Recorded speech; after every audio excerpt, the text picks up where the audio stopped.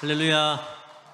예, 늘 이래 차를 타고 이렇게 지나가다 보면 언덕 위에 멋진 교회가 있어서 한 번쯤은 꼭 이렇게 들러보고 싶었는데 우리 목사님께서 이렇게 초청해 주셔가지고 너무너무 감사한 마음으로 이렇게 오게 되었습니다. 그리고 오늘도 목사님 이렇게 뵈어보니까 이전에도 이렇게 뵌 적이 있는데 오늘 뵈니까 더 멋있으신 것 같고 더 힘이 넘치는 것 같고, 그래서 이런 목사님 모시고 있는 이 교회가 복된 교회구나, 그리고 이곳에서 모시고 있는 성도님들은 복된 성도구나 하고 생각을 하게 되었습니다. 부족한 사람이 오늘 이 본문의 말씀을 가지고 너희 믿음대로 되라 하는 말씀을 전할 때 저도 은혜 받고 여러분도 은혜 받는 시간 되기를 예수님의 이름으로 축복합니다.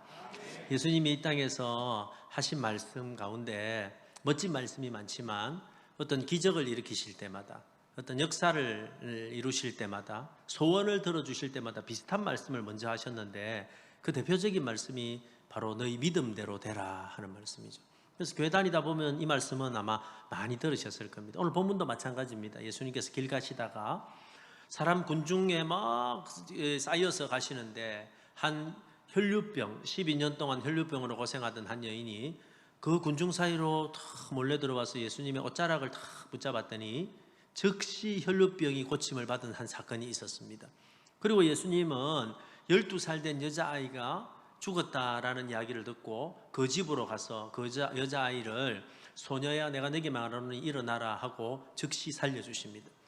여러분, 이 사건이 있는 그 자리에는 예수님 가시는 곳마다 늘 그랬듯이 그 몸 아픈 분들이, 환자들이 굉장히 이렇게 많이 모였습니다. 그날도 많이 모였겠죠. 예수님이 그들에게 말씀을 다 전하시고 이제 그 집 밖으로 나오시는데 갑자기 뒤에서 두 사람이 막 소리를 질렀습니다. 두 사람은 앞을 보지 못하는 시각장애인, 맹인이었는데 다윗의 자손이여 우리를 불쌍히 여기소서 하고 소리를 계속 질렀습니다. 그런데 이상하게 예수님은 못 들은 채 하시고 그냥 가시는 길을 갑니다. 그런데 이 사람들이 그 길을 따라오면서 다윗의 자손이여 하고 또 소리를 질렀습니다. 그런데 이상하게 예수님은 이번에도 못 들은 채 하시고 어떤 집으로 들어가십니다. 그런데 이 사람들이 그 집까지 따라오면서 또 소리를 질렀어요. 그때서야 예수님이 이 두 사람을 부릅니다. 그리고 이렇게 질문을 하시죠. 내가 능히 이 일을 할 줄 너희들이 믿느냐 하니까 이 사람들이 믿습니다, 그러하외다 하고 대답을 하게 됩니다. 이 대답을 들으시고 예수님께서 29절에 오늘 보니까 그들의 눈을 만지시면서 이르시기를 너희 믿음대로 되라 하셨다는 거예요. 근데 놀랍게도 너희 믿음대로 되라 하니까 성경의 기록에 보니까 즉시 눈이 밝아졌더라 이렇게 기록을 하고 있습니다. 여러분, 너희 믿음대로 되라 이 말씀은 너무너무 귀한 말씀이죠. 여러분, 우리가 믿는 믿음이 무엇인지, 그 힘의 능력이 무엇인지 우리에게 가르쳐주고 있는 말씀입니다. 그래서 오늘 저는 짧은 시간이지만 우리가 너무너무 잘 아시는, 그러나 예수님이 하신 그 이 말씀, 이 너희 믿음대로 되라 하는 이 말씀이 어떤 말씀인지를 같이 한번 살펴보면서 은혜를 받고자 하는 것입니다. 여러분, 너희 믿음대로 되라 하고 예수님이 하실 때 이 말씀의 첫 번째 의미는 뭐냐면 너의 생각대로 되라 라는 것입니다. 그죠? 너희 믿음은 생각 속에서 나오는데 너희 생각 속에대로 되라 라는 거죠. 보이는 사람을 움직이는 가장 강력한 힘은 생각입니다. 생각은 보이지 않지만 사람을 움직입니다. 그렇죠? 생각이 사람을 지배하고 생각이 인생을 지배하고 생각의 방향이 그 사람의 인생의 방향이 되는 겁니다. 어떤 사람이 이런 이야기를 합니다. 목사님, 나는 계속 이쪽으로 생각하는데 이상하게 내 인생은 이쪽으로 갑니다. 거짓말입니다. 사실은 어디로 생각하고 있어요? 이쪽 생각하고 있는 거예요. 요즘 그래서 가장 많이 인터넷에서 방송에서 하고 있는 단어 중에 한 가지가 빅데이터라는 단어가 있어요. 이 말이 무슨 말이냐면 그거 보니까 많이 나오는 단어가 그걸 이제 분석을 하는 거죠. 결국 여러분, 내가 생각을 많이 하는 방향으로 내 인생이 가게 돼 있더라는 거예요. 생각의 방향이 내 인생의 방향이다. 생각의 색깔이 그 사람 인생의 색깔입니다. 여러분, 생각에도 냄새가 납니다. 냄새. 그죠? 서울에 가서 이 단어를 쓰니까 잘 못 알아듣더라고요. 근데 부산 사람들은 잘 압니다. 우리 어떤 사람 만나서 이야기했습니다. 한참 이야기하고 집에 돌아와서 생각하기를, 야, 저 사람 참 꼬롬해. 꼬롬 아시죠? 꼬롬. 서울 사람들 잘 몰라요. 여러분, 꼬롬이 뭐예요? 꼬롬은 원래 어디에 쓰는 걸까요? 발냄새. 발냄새가 어떻게 납니까? 꼬롬해요. 그런데 어떤 사람과 이야기를 했는데 꼬롬해요. 그 사람은 향수를 뿌리고 왔어요. 샤넬 넘버 5 향수를 뿌리고 왔어요. 그런데도 꼬롬해요. 뭐가 꼬롬해요? 오늘 제가 질문하면 답은 전부 뭐? 뭐가 꼬롬해요? 생각이 꼬롬해요. 그 사람은요, 생각에서 냄새가 나요. 그 사람하고 대화를 해보면 생각에 냄새 나는 사람이 있다라는 거예요. 여러분, 생각에서 향기가 나는 사람도 있습니다. 그렇죠. 이야기를 막 하다 보면은 그 사람과 대화를 하다 보면 향기가 나요. 뭐 향수 뿌린 것도 아닌데 향기가 나는 거예요. 생각에도 크기가 있습니다. 그 사람의 생각의 크기가 곧 그 사람의 크기입니다.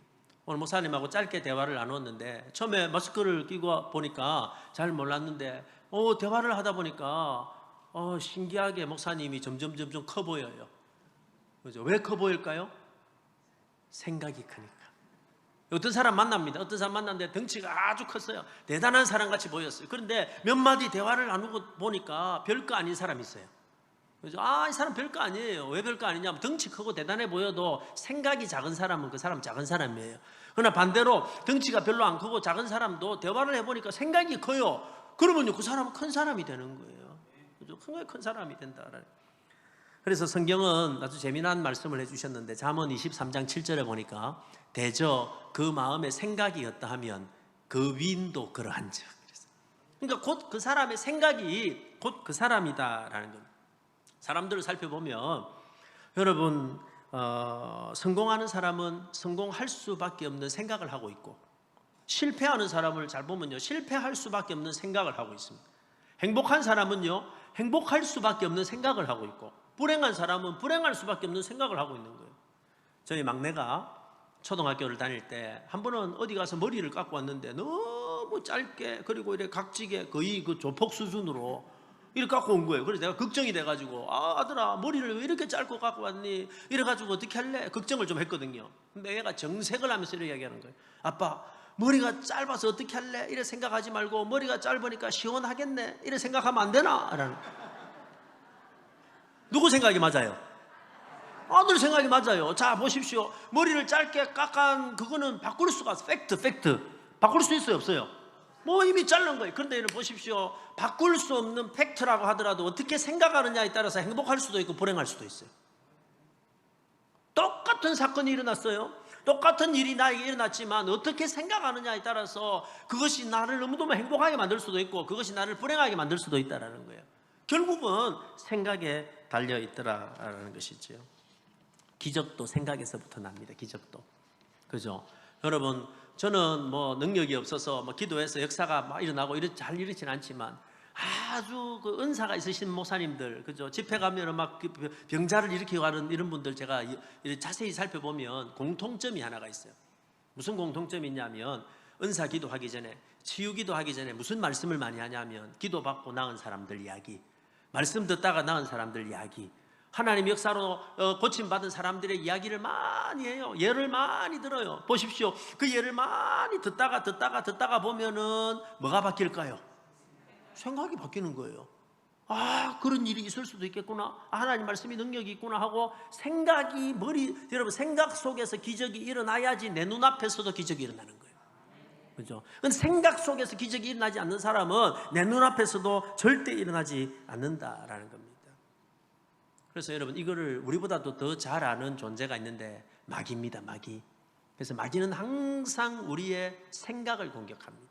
생각 속에 미움도 시기도 불평도 싸움도 절망도 다 어디에 집어넣어요? 생각 속에 집어넣는 거예요. 죽고 싶다는 마음도 생각 속에 넣는 거예요. 여러분 우리 한국은 약 한 그 40분마다 한 명씩 자살을 합니다. 근데 이 사람은요 그냥 갑자기 안 죽습니다. 죽기 전에 끊임없이 생각 속에서 뭐 할까요? 죽고 싶다 하다가 어느 순간 자기 생각대로 가는 거예요. 그래서 마귀는 그걸 잘 알아요. 그래서 생각 속에 끊임없이 공격하게 된다라는 겁니다. 잠언 4장 23절에 보니까 이런 말씀이 있습니다. 한번 따라서 해보실래요? 무릇 지킬 만한 것 중에 더욱 내 마음을 지키라. 생명의 근원이 이에서 남이니라. 뭘 지키라고요? 마음을 지키라. 마음, 생각을 지키라. 죽고 사는 문제가 생각에 달려있다라는 겁니다. 그러면 여러분, 우리가 우리의 생각을 가장 잘 지키는 방법이 뭘까요? 그것은 우리의 생각의 그릇 안에, 마음의 그릇 안에 하나님의 말씀이 가득하게 하는 것입니다. 그래서 우리가 생각할 때에 그 생각의 재료가 세상의 뉴스, 들었던 이야기, 나쁜 이야기 이런 재료가 아니고 하나님의 말씀이 내 생각의 재료가 되고 하나님의 말씀이 내 생각을 지배하게 되면 놀랍게도 내 생각 속에서 하나님의 말씀이 작동하기 시작하고 그때 기적의 역사가 일어나는 겁니다. 그렇죠? 여러분, 오늘 이 두 맹인, 이 두 소경의 이야기의 핵심이 그것입니다. 자기들은 지금까지 소망이 없다라고 생각하고 살았습니다. 그죠? 그 당시에 또 장애인, 예수님 당시에 장애인으로 태어나면은 하나님에게 버림을 받았다 하고 종교적으로도 버림을 받았고 스스로도 버림을 받았다고 생각하고 대부분 성경에 나오는 여러분 맹인들은 구걸을 해서 먹고 사는 거지들이었습니다. 그죠? 그래서 신약 성경에 나오는 거지들은요 대부분 소경이었다라는 겁니다. 그런데 여러분, 그들이 예수님에 관한 소문을 듣고 그 집에 와가지고 예수님의 말씀을 듣는 가운데 놀랍게도 그 말씀이 그들의 귀를 통해서 그들의 어디로 들어갔어요? 오늘 제가 묻는 질문은 전부 답이 뭐예요? 생각 속에 들어가기 시작했을 때 놀랍게도 그 말씀이 그들의 생각을 변화시키기 시작했다라는 거예요. 만약에 저 예수님이 진짜 능력이 있어서 12년 동안 혈류병에 걸린 그 여인이 예수님의 옷자락만 붙잡아도 고침받을 수 있었다면, 예수님이 말씀하셨는데 죽었던 여자아이가 일어나라는 예수님의 말씀 한마디만 듣고도 살아날 수 있었다면, 저 예수님이라면 나의 문제도 해결해 주실 수 있을지도 몰라 하고 뭐 했어요? 생각했다는 거예요. 이게 기적입니다. 기적. 왜 기적인 줄 아세요? 자, 보세요. 앞을 보지 못하는 이 소경이라는 거는, 여러분, 이거는 질병입니까? 장애입니까? 대답을 하셔도 생명에 지장이 없어요. 자, 이게 질병입니까? 장애입니까? 장애잖아요. 장애하고 질병의 차이가 뭘까요? 질병은 고칠 수 있다고 생각하는 거예요. 그렇죠? 여러분, 감기는 장애입니까? 질병입니까? 질병이죠. 감기 걸리면 어떻게 하면 돼요? 약 먹으면 됩니다. 약 먹으면 한 7일 있으면 낫습니다. 약 안 먹어도 한 7일 있다가 옆 사람 주면 나아요. 그죠? 옆에 있는 가족들, 남편한테 빨리 줘버리세요. 그런 거는. 그럼 나아요. 근데 감기 걸렸다고 낙심하고 감기 걸렸다고 절망하지 않습니다. 왜냐하면 고칠 수 있다고 생각하기 때문이죠. 그런데 이게 장애다, 우리 어떤 부분에 이게 장애다라고 생각하면은 어떻게 생각해요? 내가 이거를 고칠 수 있다고 뭐도 안 해? 생각도 안 해요. 그죠? 이 두 소경은 한평생 자라면서 자기들이 볼 수 있다는 생각을 안 했어요.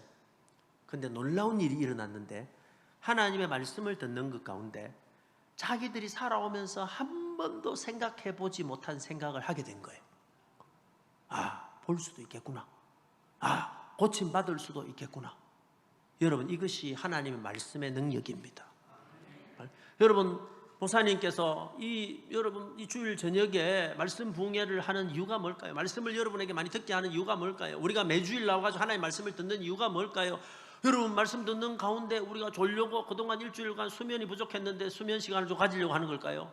절대 아닙니다. 여러분, 하나님의 말씀을 듣는 이유는 뭐냐면, 그 말씀을 듣는 가운데 그 말씀이 내 생각 속에 들어왔을 때 놀라운 작동을 하게 되는데, 그 말씀이 내 생각 속에서 역사할 때 내가 지금까지 한 번도 생각해보지 못한 생각을 하나님의 말씀은 하게 한다는 거예요. 그리고 놀랍게도 내가 생각한 것은 이루어지게 돼 있습니다. 생각도 못하는 것은 안 이루어질 수가 없어요. 근데 생각한 것은 이루어지게 되어 있다라는 것입니다. 사랑하는 성도 여러분, 오늘 이곳에서 말씀 듣는 여러분에게 하나님이 축복하시기를 소원합니다. 하나님 은혜 주시기를 소원합니다. 특별히 여러분, 오늘 말씀을 듣는 가운데 여러분이 지금까지 한 번도 생각하지 못한 생각을 하는 역사가 있기를 소원합니다. 생각의 한계에 틀이 깨어지기를 소원합니다. 목사님, 나는 우리 집은 지금까지 안 됐어요. 하는 것마다 실패했어요. 되는 게 없어요. 그랬을지 모르지만 여러분 잘 보세요. 지금까지 안 됐지만 내일부터 될 수 있습니다. 지금까지 힘들었지만 내일부터 풀릴 수 있습니다. 지금까지 막혔지만 내일부터 열릴 수 있습니다. 여러분이 안 됐을지 모르지만 여러분 자녀들은 될 수 있습니다. 근데 우리는 늘 그렇게 생각 안 하거든요. 내가 지금까지 안 됐기 때문에, 우리 세대가 지금까지 안 됐기 때문에 우리 밑에 세대라고 뵐 수 있겠냐? 여러분, 그렇게 생각하면 안 되는 거예요. 나는 못하지만 하나님이 하시면 할 수 있다. 그죠? 생각이 바뀌어야 되는 거. 말씀을 통해서 생각이 바뀌는 거예요. 말씀을 듣는 이유가 그것입니다. 오늘 한 목사님 말씀이 은혜가 되네, 재미있네, 내 마음하고 같네, 공감이 되네, 이게 아니에요. 여러분, 말씀은요 그 이상입니다. 말씀은 그 이상의 능력이라는 거예요. 말씀은요 우리의 생각 속에 들어와 가지고 우리의 생각을 부수고 우리의 한계를 부수고 여러분 우리의 편견을 부숴서 새로운 걸 생각하게 한다는 거예요. 그리고 새로운 걸 생각하는 순간 기적의 역사는 일어나게 되는 겁니다. 사랑하는 성도 여러분, 여러분의 가정에 대해서 새로운 생각을 하시기를 축복합니다. 여러분 인생에 관해서 새로운 생각을 하기를 축복합니다. 여러분, 우리가 나이가 아무리 많이 드셨어도, 여러분 아브라함이 나이가 많은 노인이었지만 하나님이 말씀을 주셔가지고 내가 너로 복되게 하고 내가 너로 창대하게 하고 네 자녀가 복되고 축복의 근원이 되게 하리라는 이 말씀이 아브라함 속에 들어갔을 때에 기적의 역사가 그 인생에 나타나기 시작했어요. 하나님 말씀을 들을 때 여러분의 생각이 열리기를 예수님의 이름으로 축복합니다. 그게 기적입니다. 그게 기적이라는. 여러분, 너희 믿음대로 되라 하신 말씀의 두 번째 의미는 네가 말한 대로 되라라는 것입니다. 여러분, 하나님은 우리의 생각을 아주 중요하게 생각하시지만 그러나 우리의 생각이 우리의 입술을 통해서 고백되어지기를 원하시는 것입니다. 오늘 본문을 보면 아주 재미난 장면은 예수님이 이 두 사람을 불러서 질문을 합니다. 뭐라고 질문하냐면 이렇게 질문하시죠. 내가 능히 이 일을 할 줄 너희들이 뭐하냐? 믿느냐? 질문합니다. 자, 보세요. 예수님은 사람의 중심을 압니다. 마음을 알잖아요. 그럼 이 두 사람의 마음속에 믿음이 있다는 것을 물어보지 않아도 아실까요? 모르실까요? 아시겠죠. 따라와서 기도하는 모습을 보면 아실 거 아니에요. 그런데 예수님은 질문을 하시는 거예요. 믿느냐? 하고 질문을 하셨어요. 그리고 그 사람들은 그러합니다, 믿습니다라고 대답을 했습니다. 그때 예수님은 네 믿음대로 되라 했어요. 여기서 네 믿음대로 되라 하는 말은 무슨 말일까요? 네가 뭐 한 대로? 말한 대로, 네가 대답한 대로 되라라는 것입니다. 여러분, 이것은 너무너무 중요합니다. 하나님은 무엇보다도 저와 여러분의 말을 중요하게 생각하십니다. 그렇죠? 말을 너무너무 중요하게 생각하는. 자, 내가 말씀을 통해서 내 생각이 바뀌었습니다. 내가 한 번도 하지 못했던 생각을, 축복의 생각을, 은혜의 생각을 하게 되었는데, 여러분들 그 생각이 그냥 생각 속에 갖춰져 있는 것이 아니고 그 생각이 내 입술을 통해서 믿음의 고백으로 터져 나오기 시작할 때 그때부터 역사가 나타나기 시작하는 거예요. 너무너무 중요한 하나님 말씀이 하나 있습니다. 로마서 10장 10절에 여러분 잘 아는 말씀일 거예요. 사람이 마음으로 믿어 의에 이르고 입으로 시인하여 구원에 이르느니라. 이 말씀 아시죠? 여러분, 이 말씀은요 구원과 관계된 말씀이죠. 그러니까 우리가 어떻게 구원받습니까? 내가 마음으로 믿어서 의에 이르고 내가 예수님을 믿습니다 하고 내가 입술로 고백할 때 구원이 이루어진다는 거예요. 그런데 여러분, 이 말씀은 구원과만 관계된 말씀이 아니고 여러분, 이 말씀은 우리가 살아가는 모든 영적인 삶과 다 연결이 되는 말씀이에요. 그죠? 자, 보십시오. 내가 마음으로 믿을 뿐만 아니라 내 마음으로 하나님의 말씀을 받아들였을 뿐만 아니라 내 입술을 벌려가지고 내가 믿는 바를 믿음으로 고백하기 시작할 때에 역사가 이루어진다는 거예요. 어떤 사람은 믿음이 아주 많은 것 같고 예배 시간에 은혜를 다 많이 받는 것 같고 직분도 아주 높은 직분을 가지고 있는데 문제는 뭐냐면 입만 열면 부정적인 사람이 있어요. 입만 열면 그걸 다 깨는 거예요. 은혜를 아무리 많이 받아도 입을 열면은 한순간에 하나님의 말씀으로 주신 은혜를 다 깨먹는 거예요. 다 깨먹는 거예요. 예배 시간에 보면은요, 어서 은혜를 많이 받고 들 때는 울기도 하는데 저 본당 문을 열고 나가서 집으로 가는 동안에 다 깨봅니다. 그래서 저는 저희 교회 성도들이 한 번씩 이런 이야기를 합니다. 부부가 예배하러 오잖아요. 예배를 오면은 은혜를 많이 받잖아요. 그럼 제가 이렇게 이야기합니다. 여러분, 오늘은 가능하면 집에 가서도 부부끼리 대화를 하지 마세요. 뭐 대화를 해야 되는데 왜 대화하지 말을까요? 대화를 하는 동안에 어떻게 돼요? 다 깨먹어버려요. 그래서 할 수만 있으면 대화를 하지 마세요. 그냥 은혜 받은 대로 하루만 버티세요. 입을 열면 깨무는 거예요. 입을 열면. 아무리 여러분 그분이 직분이 좋고 아무리 그분이 은혜를 많이 받고 아무리 성경 지식을 많이 알고 내 생각 속에 쌓여있은 마음이가 입으로 나오는 게 불신앙이고 입으로 나오는 게 불평이고 입으로 나오는 게 저주고 입으로 나오는 게 여러분 믿음이 없으면은 결국 그 사람은요 그 입술의 열매를 먹고 사는 게 되는 거예요. 말이 중요하다라는 겁니다. 성경 구절 여러분 성경 가져오셨죠? 너무 중요한 구절이라서 한 구절만 한번 찾아볼게요. 민수기 14장 28절. 혹시 화면에 띄워줄 수 있으면 띄워주세요. 민수기 14장 28절입니다.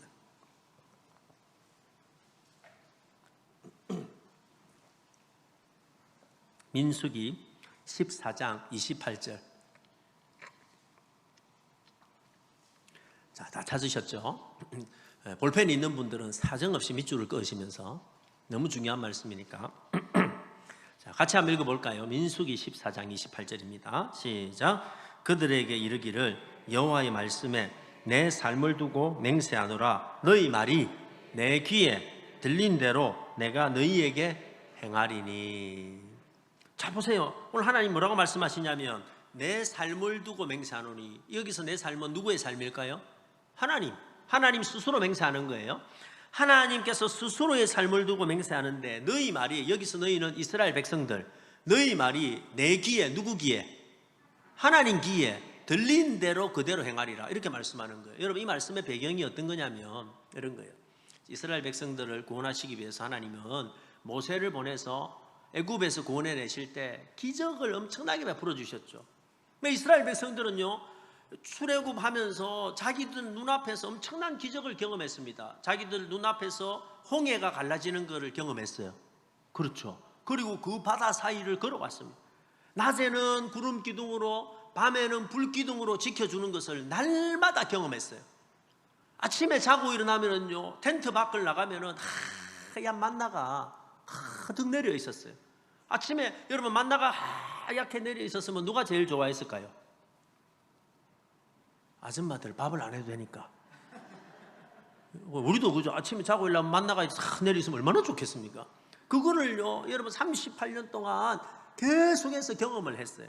거기다가 옷이 해지 않았어요. 신발이 해지 않았어요. 고기 먹고 싶다 그러니까 여러분 메추라기가 몇백만 마리가 와가지고 헤딩을 해가 자살을 해가지고 엄청나게 고기를 먹었어요. 목마르다 그러니까 반석에서 돌에서 물이 돌에서 물이 나와가지고 마시게 했어요. 여러분 제가 지금 말씀드린 이 많은 기적 가운데 한 가지만, 많이 말고 한 가지만 우리 눈으로 직접 봤다면, 여러분이 직접 봤다면 우리는 어떻게 될까요? 제 생각에는 우리는 거의 광신자가 될 거예요. 그렇잖아요. 이 기적을 봤으니까. 자, 그런데 여러분 이 엄청난 기적을 봤던 이스라엘 백성들은 광신자가 되었을까요? 믿음이 좋은 백성이 되었을까요? 아닐까요? 아니더라는 거예요. 그렇게 엄청난 기적을 경험했는데 이 백성들은 입만 열면 불평했습니다. 입만 열면 불평했다는 거예요. 결정적인 거는 가나안 땅을 보게 했어요. 12정탐꾼을 보게 했는데 그 땅이 너무 좋고 과일도 너무 좋고 젖과 꿀이 흐르는데 갔다 와가지고 10명이 뭐라 그러냐면 이런 이야기를 했습니다. 그 땅은 너무 좋은데 우리는 그 땅에 가면 죽습니다. 우리는 그 거민들한테 절대 이길 수 없습니다. 우리는 그들 앞에 메뚜기입니다. 그랬어요. 여호수아와 갈렙 빼고는 다 메뚜기라 그랬어요. 그리고 하는 이야기가 뭐라 그러냐면 죽겠다는 거, 우린 죽는다는 거예요. 그래서 차라리 우리가 어디에서 죽었으면 좋았겠다? 애굽에서 죽었으면 좋았겠다. 차라리 우리가 광야에서 죽었으면 좋았겠다 이러는 거예요. 그러니까 이스라엘 백성들은요 엄청난 기적을 경험했는데도 입만 열면 무슨 이야기였냐면 죽겠다는 거예요. 이래서 죽겠고 더워서 죽겠고 힘들어 죽겠고 목이 말라 죽겠고 배가 고파 죽겠고 이제는 여기 요단강 건너면은 이제는 메뚜기처럼 밟혀 죽겠다 이러는 거예요. 하나님 입장에서 생각해 보세요. 하나님 그렇게 기적을 많이 베풀어 가지고 살려냈는데 입만 열면 죽겠다 하니까 하나님 이 말씀 하시는 거예요. 오늘 본문에 아까 읽었던 말씀. 너희 말이 무슨 말이? 뭐 하겠다는 말? 여러분 지금 듣고 있습니까? 자 봐요. 너희 말이, 이스라엘 백성들이 무슨 말을 많이 했는데? 죽겠다 그죠? 죽겠단 말이, 너희 말이 내 귀에 들린 대로, 누구 귀에? 하나님 귀에 들린 대로. 그러니까 바로 너희들이 입만 열면 죽겠다 그러니까 너희 말하는 대로 그래 한번 그래 한번 뭐 해봐라? 죽어봐라요. 어떻게 됐을까요? 여러분 애굽에서 나온 20세 이상의 60만 명, 약 60만 명 중에 여호수아와 갈렙 빼고는 모두 다 어디에서 다 죽었어요? 광야에서 다 죽었어요. 왜 죽었을까요? 죽겠다 해서. 여러분, 이스라엘 사람보다도 훨씬 죽겠다 말을 많이 하는 민족이 하나 있습니다. 혹시 아세요? 우리 한국 사람은요 2배로 죽어요. 왜냐하면요 우리 한국 사람은 좋아도 죽어요. 그 신기하죠. 우리 한국 사람은 싫어도 죽고 좋아도 죽고 더워도 죽고 추워도 죽고 배가 고파도 죽고 배가 불러도 죽어요. 진짜 웃긴 거는요 길 가다가 아가 이뻐도 죽어요. 아이고 이뻐 죽겠네. 이래도 죽고 저래도 죽고. 고쳐야 돼요. 제가 어릴 때만 해도 우리 어른들이 자기 자식들한테 욕을 하는데 참 입에 담지 못한 욕을 했어요. 이 빌어먹을 놈아. 빌어먹다는 말이 무슨 말이에요?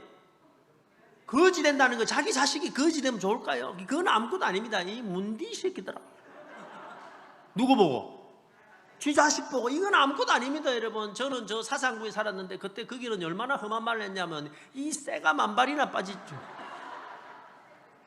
여러분 쇠 아세요? 쇠 몰라요? 이 쇠가 만발이 빠지면 어떻게 되겠어 도대체 사람이. 근데 자식들을 향해서 이 쇠가 만발이 이게 뭐예요 도대체. 입만 열면은 저주하고 입만 열면 불평하고 안 좋은 이야기만 하고 뭘 해도 안 좋은 이야기를 하니까 어떻게 인생이 풀리겠냐는 거예요. 하나님이 다 들으신다는 거예요.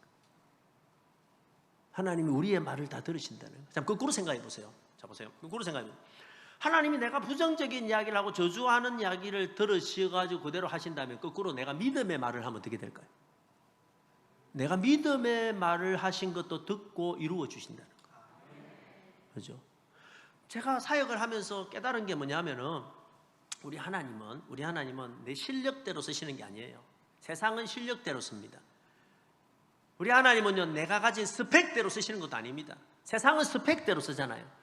그런데 우리 하나님은 우리를 어떻게 쓰시냐면요 우리 하나님은 우리의 믿음의 고백을 따라 쓰시는 거예요. 좀 부족해도 좀 모자라도 좀 연약해도 믿음을 가지고 고백하면 그 고백에 따라 쓰시는 분이 하나님이시다. 왜냐하면 하나님은 내가 말하는 대로 이루어 주시는 분이시니까. 네 말이 내 귀에 들린 대로 이루어지게 하리라. 저는 20대 초반부터 청소년 사역을 했습니다. 그래서 제가 오늘 뭐 이렇게 설교하는 모습도 사실은 그냥 청소년 설교하듯이 뭐 이렇게 하고 있는데 좀 조심스럽게 어른들이니까 하지만은 늘 그렇게 익숙하죠. 제가 이제 청소년 사역을 처음 시작할 때에 수련회를 많이 했습니다. 한 번은 저는 그때 이제 아직 20대 초반에 찬양 인도를 참 많이 했는데 그 당시에 고신대학교에서 야외 강단에서 한 2,000명 이상을 모아두고 제가 찬양 인도를 하면서 수련회를 했는데 그때 어느 수련회 때 은혜를 너무너무 많이 주시는 거예요. 그래서 청소년들이 뭐 울고 기도하고 이게 멈추질 않는 거예요. 7시에 저녁 7시에 집회를 시작했는데 새벽 2시가 돼도 애들이 멈추질 않는 거예요. 근데 애들이 막 울고 기도하는데 갑자기 제 마음속에 어떤 생각이 들었냐면 저렇게 울고 불고 하는 청소년들이 마치 영적인 고아와 같다. 고아. 그래서 제 마음속에 나의 젊음을 저 청소년들을 위해서 바쳐야겠다. 이런 마음을 하나님 주시더라고요. 그래서 제가 너무 은혜를 받고 너무 열받아가지고 나도 모르게 하나님을 향해서 이렇게 외쳤어요. 하나님, 내가 앞으로 내가 젊음을 저 청소년들을 그 고아와 같은 청소년들을 위해서 바치겠습니다. 내가 앞으로 내가 저 청소년들에게 복음을 전하는데 내가 앞으로 청소년 사역을 하는 동안에 청소년 100만 명에게 복음을 전하겠습니다. 나도 모르게 막 청소년 100만 명의 복음을 전하겠습니다 하고 외쳤어요. 그리고 이제 집회를 마치고 숙소에 들어와서 열이 식으니까 열은 금방 식죠. 그죠? 열이 식으니까 걱정이 올라왔어요.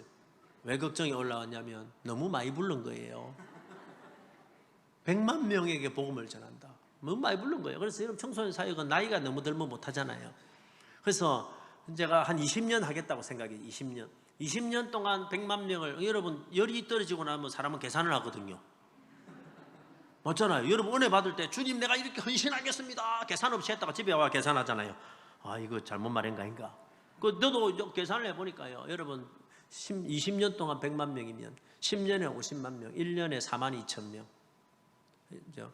한 달에 4,200명, 한 달에 4,200명씩 20년 동안 한 달도 안 빠지고 만나야 100만 명이 되는 거예요. 그 다음부터는 제가요, 그냥 21살, 2살 때부터 미친 듯이 청소년들을 만나고 다녔어요. 그 당시에는 제가 유명한 사람도 아니니까 저를 불러주는 데가 없으니까 제가 스스로 찾아갔어요. 제가 찾아갈 수 있는 데가, 여러분 소년원, 그 가서 전도하고, 소년 소녀 감별소, 여러분 아세요? 얘가 소년인지 소년인지 감별하는 데가 아니고요, 그죠? 애들이 사고 치가지고 소년원에 갈 건지 보호감찰할 건지 잠깐 있는 그 기간에 아이들이 굉장히 마음이 가난하기 때문에 복음을 잘 받아들이거든요. 그래서 막 거기도 찾아가고 뭐 했어요. 그리고 이제 전도사 되고 강도사 되면서 막 청소년 수련회는 막 아무것도 안 따지고 무조건 쫓아다니고, 무조건 쫓아다니고, 미친 듯이 청소년만 있는다 하면 쫓아다녔어요. 근데 여러분 몇 년을 해보니까 청소년 사역은 쉬운 게 아니에요. 청소년 설교는요 쉬운 게 아닙니다. 여러분 청소년들 얼마나 영적이냐면요, 얘들이요 막 연예인 이야기, 재미난 이야기, 웃긴 이야기 하면 살아났다가 예수님 하면 죽어버려요. 이렇게.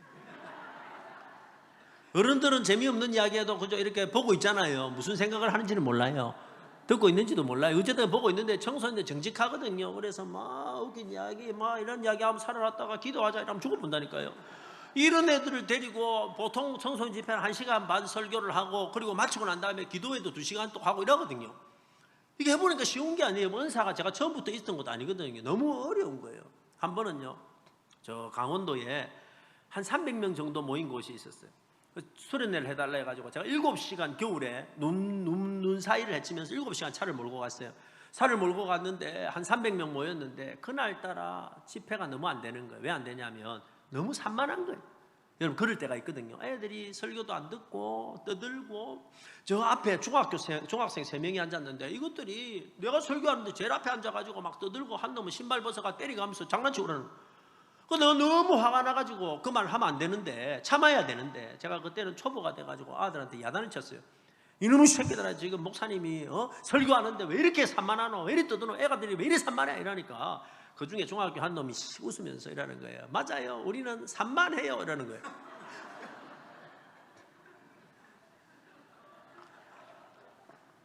와, 이것들을 때려 죽일 수도 없고 내가 참고 그래 너가 산만하다 하고 난 다음에 1시간 반 설교하고, 말 안 듣든 안 듣든 관계없이 또 1시간 반 기도회하고, 마치고 나오니까 땀이 쫙 온몸에 기운이 다 빠지는 거예요. 그런데 여러분 다시 7시간 차를 몰고 부산으로 내려왔습니다.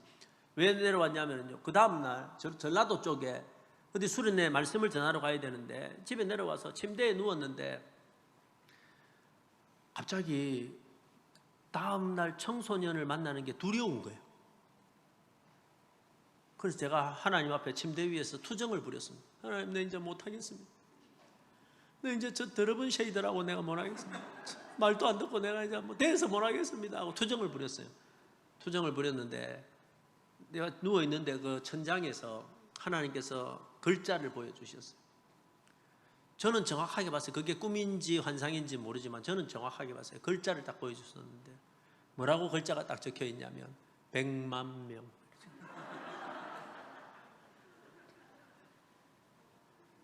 몇 년 지났었거든요. 나는 그걸 까먹고 있었어요. 정신없이 창수 사역하고 있었는데 놀라운 사실을 깨달은, 내가 철없을 때 그냥 열받아가지고 하나님 100만 명 이랬던 걸 하나님은 기억하시고, 내가 그걸 선포한 줄 알았는데 나중에 보니까 그것이 나를 끌고 가고 있어요. 제가 덕천동에 어느 교회에 있는데 창원의 어떤 학교에서, 고등학교에서, 중고등학교인데 연락이 왔어요. 목사님, 제가 그때는 강도사였습니다. 그 교목 안 하실래요? 이러대. 교목. 그 교목이 뭡니까? 교목이 학교 나무가 교목인 줄 알았는데 학교에서 일하는 목사가 교목인데 내보고 교목 안 하겠냐는 거예요. 그래서 제가 다른 거 안 묻고 하나만 딱 물었어요. 애들이 몇 명입니까? 1,500명이래요. 그래서 내가 가겠다 했어요.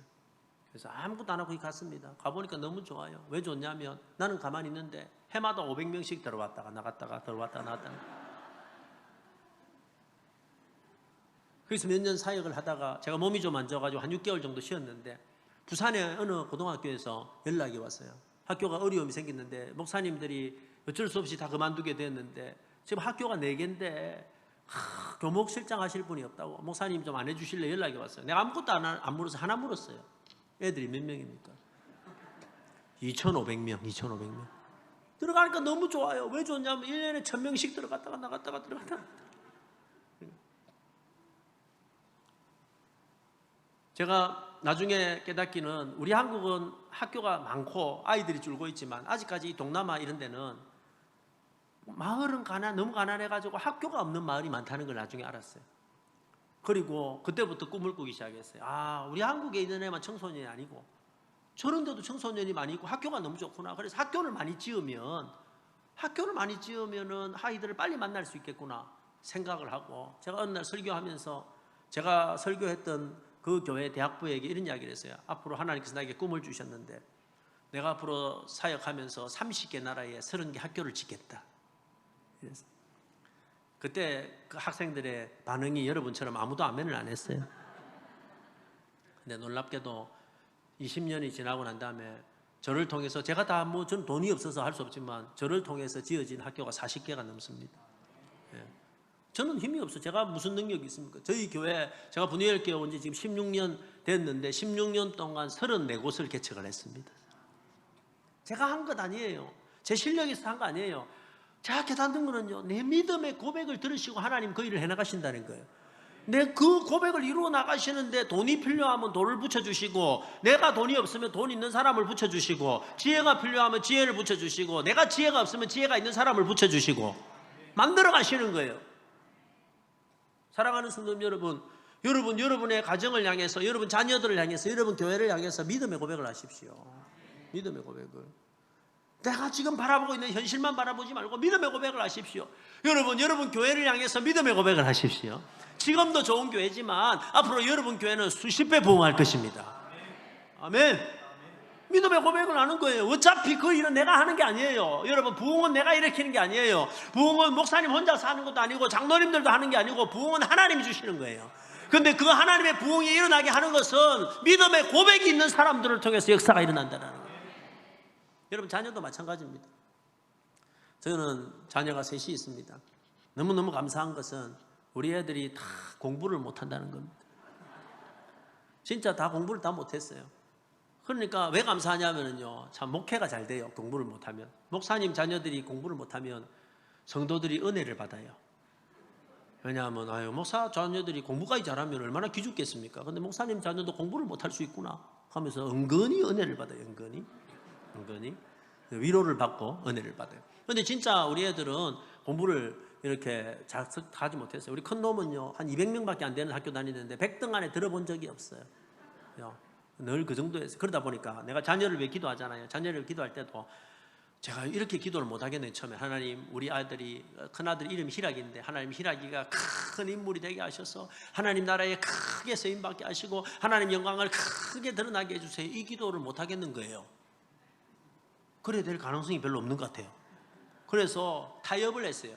하나님, 이 아이가 착하게 자라게 해주시고 남한테 피해 안 되게 해주시고 교회에 좋은 일꾼 되게 해주시고, 뭐 그것도 나쁜 건 아닌데, 그런데 내가 자식을 위해서 기도하는데 그렇게 기도를 했어요. 그런데 어느 날 하나님께서 저에게 야단을 치셨어요. 야, 김 목사, 그건 네 생각이고, 야, 지금 네 눈앞에서 걔가 수학을 좀 못한다고, 영어를 좀 못한다고, 공부 좀 못한다고 아버지가 돼가지고 말이야, 기도하는 게 그 정도밖에 안 되나? 아버지가 돼가지고 그 정도도 못 믿어주면서 누가 네 자식을 위해서 기도해 줄 수 있겠냐? 그건 네 생각이고 걔가 나중에 어떻게 될지 어떻게 아느냐? 그때 제가 회개했어요. 그리고 기도를 바꿨어요. 하나님, 우리 아들이 크게 쓰임받게 해주십시오. 하나님 나라에 큰 인물이 되게 해주십시오. 자주 쓰임받게 해주십시오. 여러분, 남의 자식 축복할 때 아멘을 크게 하셔야 여러분 자식도 복을 받는 거예요. 하나님, 우리 아들이 큰 아들이 되게 해주시고 하나님 복음을 위해 크게 쓰임받게 해주시고, 이왕에 우리 아들은 경영하거든요. 하나님 물질도 크게 주시고 믿음도 크게 주시고, 뭐 이렇게 기도하기 시작했어요. 지금 보이는 거하고 상관없이 여러분 되게 하시는 건 하나님이시니까. 그렇게 기도했더니 고등학교 2학년 때까지 공부를 전혀 안 하더니 3학년 돼가지고 얘가요, 미친 듯이 공부를 하기 시작했어요. 갑자기. 그러더니 시험을 쳤는데 놀랍게도 다른 애들이 다 가는 대학을 지도 갔어요. 다른 애들이 다 가는 대학을 지가 못 가면 얼마나 아프겠습니까? 저는 지금도 기도합니다, 여러분. 눈에 보이는 현실이 문제가 아니고, 여러분, 믿음은 바라는 것들의 실상이요, 보지 못하는 것들의 증거니. 여러분, 여러분의 자녀들 위해 기도하죠. 여러분 손주들을 위해 기도하죠. 어떻게 기도하십니까? 여러분, 여러분의 믿음의 크기에 따라서, 여러분의 믿음의 고백의 크기에 따라서 역사가 일어나게 되는 겁니다. 내가 믿지 못하면 기도도 못합니다. 내가 믿지 못하면 말도 못합니다. 내 생각에는 안 될 것 같은데 어떻게 기도하고, 내 생각에는 안 될 것 같은데 어떻게 말합니까? 그러나 믿음 있는 사람은 눈앞에 보이는 현실이 아니라 그걸 뛰어넘어서 역사하시는 하나님을 믿기 때문에 믿음으로 선포하는 거예요. 저는 여러분 교회가 부흥하기를 축복합니다. 수십 배 부흥하기를 축복합니다. 여러분, 이곳에, 여기에 수많은 이 지역에 사는 아이들이 다 몰려오기를 축복합니다. 청소년들이 많아지기를 축복합니다. 청년들이 많아지기를 축복합니다. 위대한 인물들이 나오기를 축복합니다. 요셉과 같이 이 시대를 먹여 살리는 위대한 인물들이 많이 배출되기를 축복합니다. 여러분, 전국에서 그 위대한 다음 세대들을 가장 많이 배출하는 교회가 분이엘 교회가 되고, 여러분이 두 번째 되기를 축복합니다. 두 번째만 해도 엄청난 거예요. 믿음이 뭐예요? 여러분, 믿는다는 게 뭐예요? 믿는다는 거는요, 현실을 믿는 게 아니에요. 믿는다는 건 눈에 보이는 걸 믿는 게 아니에요. 믿는다는 거는 현실 뒤에서 역사하시는, 눈에 보이는 것 뒤에서 역사하시는, 보이지 않지만 역사를 운행하시는, 보이지 않지만 우리 가정을 지키시는, 보이지 않지만 교회를 붙들고 계시는 하나님을 믿는 거예요. 그죠? 그래서 너희 믿음대로 되라, 이 말씀은 네가 말한 대로 되라는 거예요. 여러분, 우리가 세 번째로 우리가 하는 말 가운데 가장 귀한 말은 하나님 앞에 기도하는 것입니다. 그렇죠? 그래서 너희 믿음대로 되라 하는 것은 세 번째는 네가 기도한 대로 되라라는 것입니다. 시간이 많이 가서 제가 짧게 말씀을 드리면, 너희 믿음대로 되라 하는 것은요, 내 생각대로 되라는 것이고, 내 생각은 나의 입술로 고백되어지는 건데, 여러분, 나의 입술의 고백 가운데 최고의 고백은 다른 것이 아니라 하나님을 향한 기도입니다. 오늘 이 두 맹인의 가장 위대한 점은 그들이 이 소망을 가지고, 이 믿음을 가지고 예수님을 쫓아오면서 기도했다는 거예요. 자, 한번 생각해 보세요. 여러분, 그 집에서 예수님의 말씀을 들은 사람이 두 맹인, 이 두 사람밖에 없었을까요? 다른 병자들도 많이 있었을까요? 많이 있었겠죠. 왜냐하면 성경을 보면요, 예수님은 가시는 데마다 병자들이 막 몰려와가지고 너무너무 많았어요. 그런데 여기에 이 두 사람밖에 없었겠습니까? 아니요, 더 많은 사람이 있었을 거예요. 근데 놀랍게도 예수님께 따라오면서, 예수님께 쫓아오면서 남의 집에 들어가기까지 부르짖고 기도하고 기도했던 사람은 두 사람밖에 없었다는 거예요. 첫 번째, 그 집에서 나올 때 다윗의 자손이여 나를 불쌍히 여기소서 했을 때 예수님이 그들의 기도를 들으셨을까요? 못 들으셨을까요? 들으셨죠. 근데 예수님 못 들은 채 하고 가십니다. 길 갈 때 들으셨을까요? 못 들으셨을까요? 들으셨겠죠. 그 집에 들어갈 때 부르짖는 거 들으셨을까? 못 들으셨을까? 들었겠죠. 그런데 예수님이 왜 못 들은 채 했을까요? 왜 못 들은 채 했을까요? 이게 기도의 비결입니다. 여러분, 기도는요, 한 번 하고 포기하는 게 아니에요. 절실하게. 아마 처음에는요, 기도했던 사람이 더 많을지 몰라요. 그러나 포기하지 않고 끝까지 따라가면서, 남의 집까지 따라가면서 절실하게 기도하니까 네가 기도한 대로 되라. 여러분, 우리는요, 기도하기는 합니다만 절실하게 기도하지 않습니다. 우리도 요즘 기도하죠. 여러분 다 기도하시잖아요. 그래서 하나님 응답해 주십시오. 하나님 우리 자녀에 대해서 응답해 주십시오. 하나님 우리 가정에 대해서 응답해 주십시오. 우리 교회에 대해서 응답해 주십시오. 기도하기는 하거든요. 근데 문제는 뭐냐면 절실하진 않아요. 하나님 응답해 주시면 좋고요, 안 해주시면 저도 생각이 다 있습니다. 이게 문제인 거예요. 이게 문제인 거예요. 하나님이 응답 안 해주시면 나는 답이 없습니다. 이게 아니에요. 현대인들은요, 너무 가진 게 많아요. 해결할 수 있는 하나님 방해만 안 하시면 감사하겠습니다. 하나님, 내가 어쨌든 간에 마음 먹었는데 이거 좀 해방만 안 되시면 내가. 절실하지 않아요. 절실하게. 사랑하는 성도 여러분, 절실한 기도가 회복이 되어야 됩니다. 저는 여러분 교회에 절실한 기도가 회복이 되기를 소원합니다. 그죠? 여러분, 우리의 간절한 기도를 만날 때 기적의 역사가 일어나는 거예요. 그죠? 부르짖는 기도가 회복이 되는 거, 마음은 있습니다. 근데 그거 가지고는 안 돼요. 여러분, 자녀 문제가 있습니까? 여러분, 가정에 문제가 있습니까? 여러분, 교회에 간절한 소원이, 여러분, 기업에 급한 문제가 있습니까? 그러면은요, 절실하게 하나님 앞에 기도해야 돼요. 하나님 응답 안 주시면 저도 다 생각이 있습니다. 이게 아니고, 하나님 답 안 주시면 나는 답이 없습니다. 나는 길이 없습니다. 그렇게 매달릴 때 하나님은 네 믿음대로 되라. 믿음대로 되라. 말씀을 정리하려고 합니다. 귀한 목사님 모시고 여러분 이제 멋지게 보니까 리모델링도 또 멋지게 하시고, 그죠? 새로운 역사가 여러분 교회를 통해 펼쳐질 줄로 믿습니다. 여러분의 생각의 변화가 있기를 소원합니다. 지금부터 여러분의 입술이 바뀌기를 소원합니다. 여러분 무조건 축복하고, 무조건 믿음의 고백하고, 무조건 긍정을 선포하고, 무조건 미래를 선포하고, 말씀을 선포하는 역사가 있기를 소원합니다. 그럴 자신이 없으면 오늘 집에 가서 대화를 하지 마세요. 내가 말하는 대로 이루어주리라. 정말로 사모하는 것이 있으면 여러분 절실하게 기도하는 여러분 되시기를 예수님의 이름으로 축복합니다.